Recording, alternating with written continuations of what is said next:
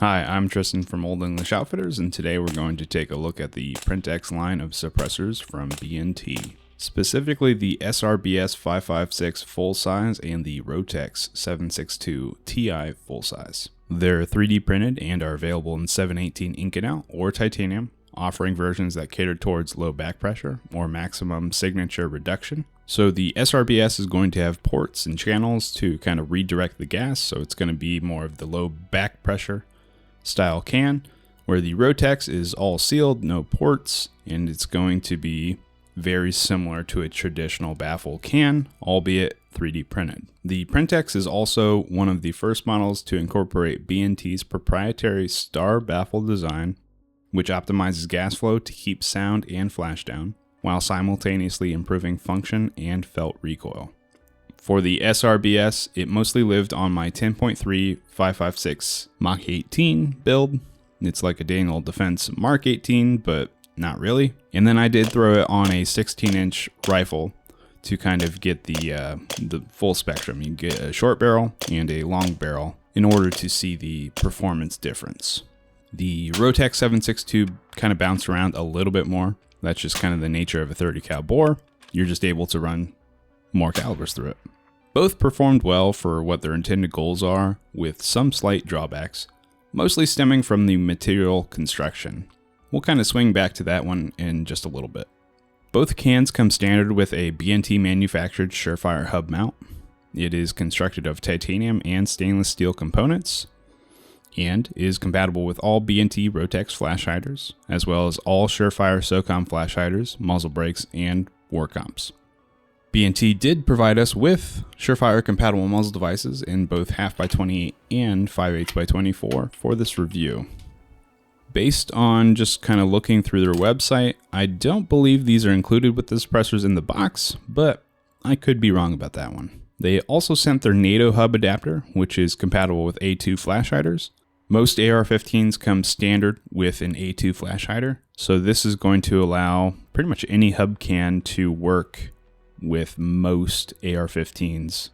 We also used a dead air chemo on the Rotex because a lot of the rifles we were using already had chemo muzzle devices.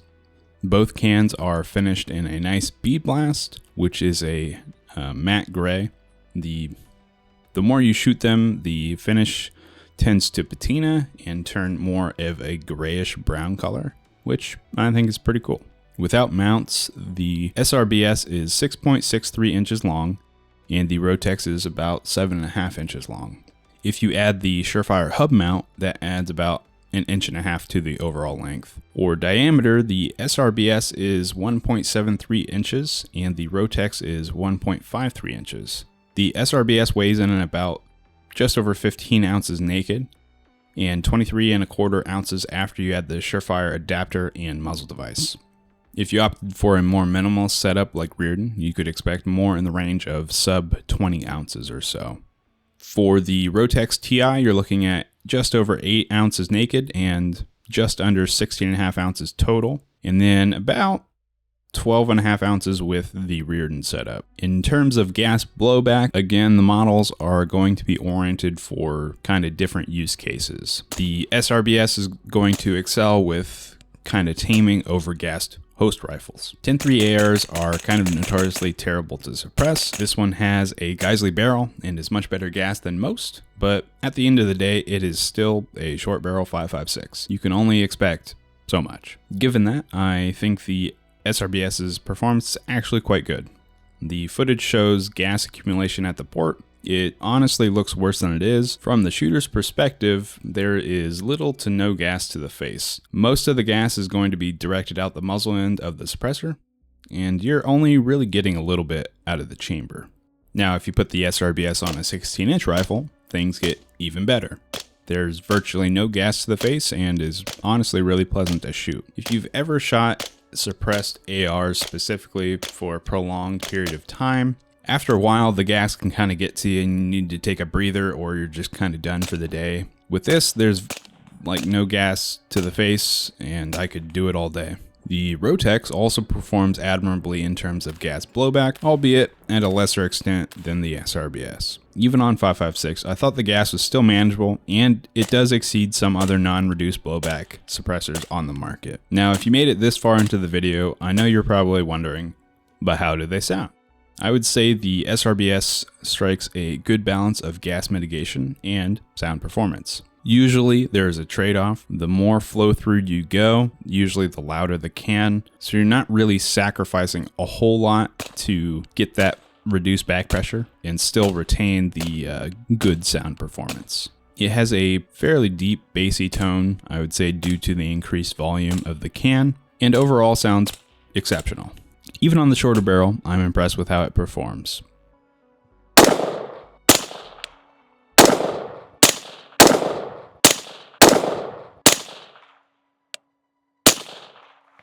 The Rotex is also very quiet, and it did well on everything I put it on, especially the 300 blackout Henry lever action. This thing is just kind of made to be suppressed. It's a manual action, 300 blackout. What more could you ask for? Even super sounded fairly decent, but the 220 grain subs just kind of take it to the next level.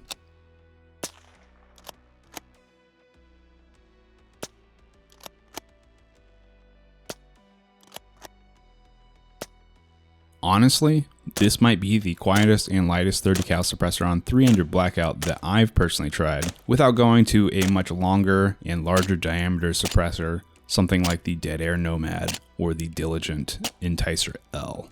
The Rotex isn't really advertised as an AK specific can, but I wanted to give it a try anyway. I thought it did fairly well and tamed the 7.62x39 well enough. It was a little gassy, but it did sound good, and I had no other real issues. I'd count that as a win.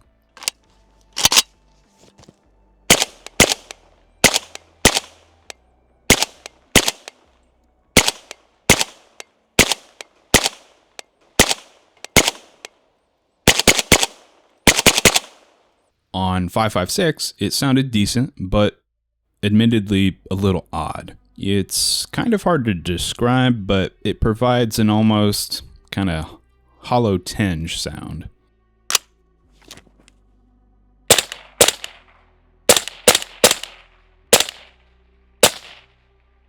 Both the SRBS and Rotex come equipped with B&T's flash hider end caps. Both are essentially the same design, but the 7.62 is slightly larger to accommodate the larger 30 cal bore.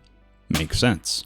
To test the flash signature of each can, we shot 5 to 10 round strings in the dark on a friend's private range.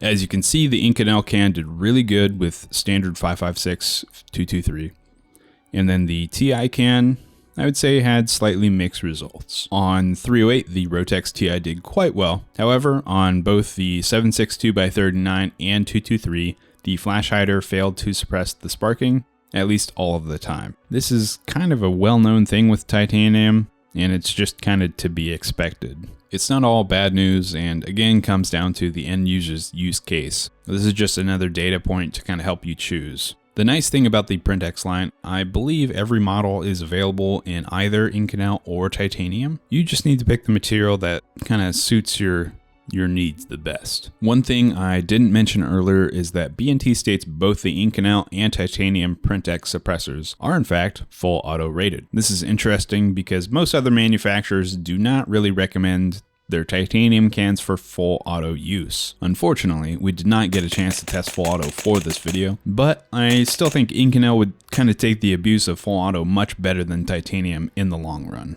In short bursts, I don't really see an issue with titanium, and honestly, titanium would probably be more than sufficient for 95% of users. With these models, I think B&T is offering some really competitive suppressors in terms of the overall package, from sound reduction and gas mitigation. Really, for most applications, the PrintX is gonna have a solution that works for you. Say you want a full-size low back pressure 556 can, check. You want a full-size lightweight 762 maximum suppression can, also check. There are also a ton of other PrintX options. These just are two. And it looks like B&T is planning to keep expanding the line. It looks like they're coming out with new models even since we got these demo cans. They're also known to iterate on models fairly quickly. Also, to get a 3D printed can at a sub $1,000 mark with the options and features of the PrintX line is kind of awesome. Whether you're in the market for your first or 10th suppressor, I think you should seriously consider B&T's offerings. You're not going to be disappointed. Guys, that's all I have for this review. If you enjoyed the video, please give us a like and subscribe to our channel. There's also links to all of our socials in the description if you're interested. I'm Tristan with Old English Outfitters, and we'll see you next time.